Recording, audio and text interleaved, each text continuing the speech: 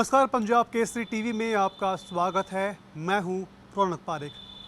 राजस्थान के सीकर में स्थित खाटू श्याम जी मंदिर में बड़ा हादसा हुआ, जहां पर भागदौड़ के अंदर 3 महिलाओं की मौत हो गई, जिनमें से एक की पुष्टि हरियाणा के हिसार के रूप में हुई। बाकी 2 महिलाओं की पहचान अभी नहीं हो पाई है। धार्मिक स्थलों पर होना इस तरह की घटनाओं का वाकई चिंता की बात है। राजस्थान में इस तरह की घटनाएं और कहां-कहां हुई है, वहां पर कितने श्रद्धालुओं की मौत हुई है, उसे जानने के लिए देखिए हमारी खास रिपोर्ट।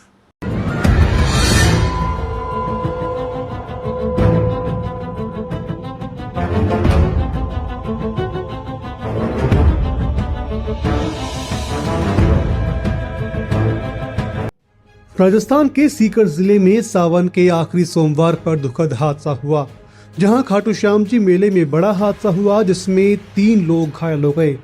एकादशी का मौका होने से घाटों में लाखों की भीड़ पिछले 2 दिन से जमा है।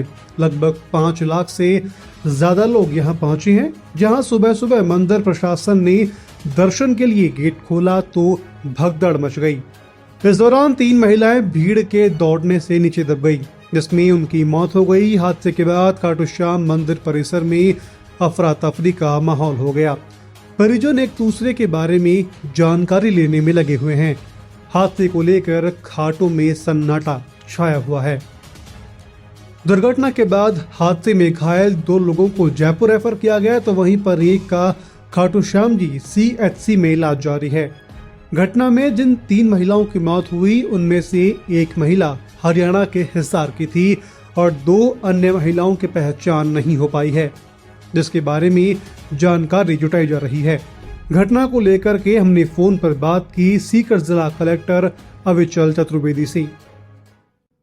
खाटू श्याम जी में जो हादसा हुआ, उसकी अधिक जानकारी के लिए हमारे साथ फोन पर जुड़ चुके हैं सीकर के जिला कलेक्टर अविचल चतुर्वेदी।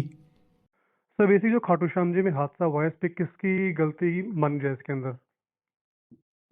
देखिए जो हादसा है इसमें हमने पूरा वीडियो देखा, सीसीटीवी फुटेज मैंने और एसपी साहब ने। जी। और यही इसमें सामने आ रहा है कि जो यहाँ पे वार्षिक मेले में जितनी भीड़ आती है फागुन मेले में, जी। अब ऐसी पद्धति धीरे धीरे ये हो रही है कि इतनी भीड़ जो है ये हर महीने आने लगी है। जो मासिक जो मेला एक तरह से नहीं होता है, वो जी। एकादशी के दर्शन होते हैं, जिसको कि यहाँ पे जी। एक जी। तरह से उसका स्वरूप मेले की तरह ही धीरे धीरे बढ़ता चला जा रहा है। जी। तो उसको देखते हुए अब वहाँ पे जो अ, वर्तमान में जो व्यवस्था है, वो उसमें कई सारे गांव से और शहर से रास्ते आते हैं, जो फाइनली आके मंदिर के गेट पे निकलते हैं। जी। तो हम लोग जब मेले की तैयारी करते हैं तो हम उन सारे रास्तों को बंद कर देते हैं। उससे जो स्थानीय लोग हैं उनको थोड़ी सी असुविधा भी होती है, लेकिन मेले के समय वो करना आवश्यक होता है, तो हम 15 दिन के लिए वो तैयार कर देते हैं, जिसकी वजह से कि भीड़ जो है वो बैरिकेड्स के थ्रू ही आती है, अलग से नहीं आती।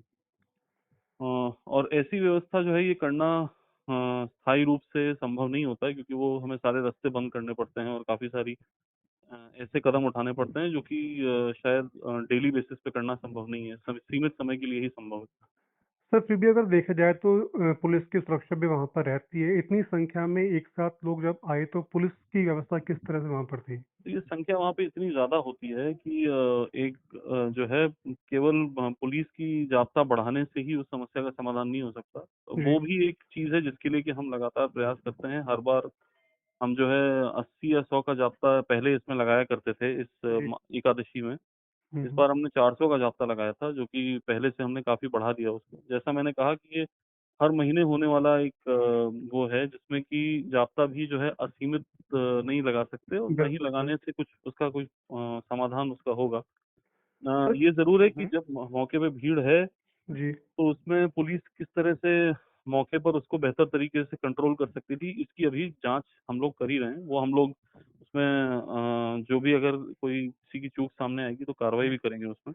सर, जैसे आगे अगर इस तरह की घटना ना हो, उसके लिए हाँ, क्या हमारे लिए सबसे प्रिपरेशन प्लानिंग महत्वपूर्ण यही है आपकी? कि हम आगे के लिए इस घटना को कैसे हम लोग नहीं होने दें। उसके लिए ज़रूरी ये है कि जो वर्तमान में जो व्यवस्था है उसको उसका एक विकल्प निकाल के एक वैकल्पिक जी। रास्ता तैयार किया जाए, और एक इस तरह से वो तैयार किया जाए कि वहाँ पे हम लोग बीच में लोगों के ठहरने की व्यवस्था भी कर सकें, ताकि उनको थोड़ी देर कहीं पे रोकना हो तो रोका जा सके और फिर धीरे-धीरे उनको छोड़ा जाए वहाँ से, ताकि एक साथ सारे लोग नहीं आएँ।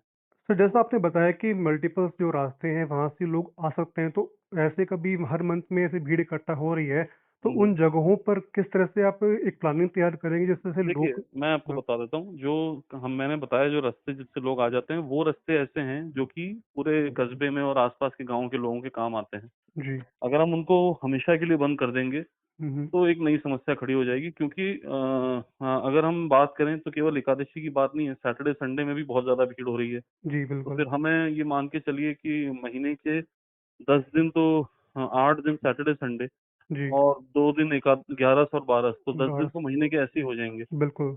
तो इसलिए एक तरह से हमें फिर वो व्यवस्था परमानेंट करनी पड़ेगी, तो हमें सारे रास्ते हर समय के लिए ब्लॉक करने पड़ेंगे परमानेंटली।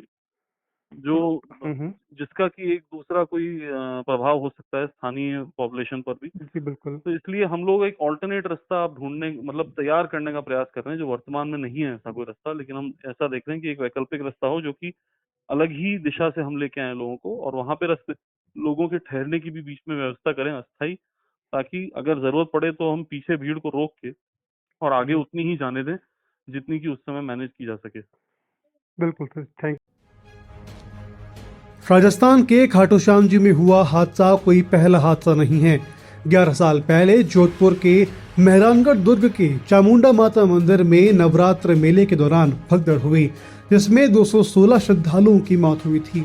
हादसे की जांच के लिए आयोग गठित हुआ। आयोग ने रिपोर्ट सरकार को सौंपी, लेकिन सरकार ने हादसों के कारणों को सार्वजनिक नहीं किया। इसके अलावा अन्य कारणों का पता नहीं चल पाया।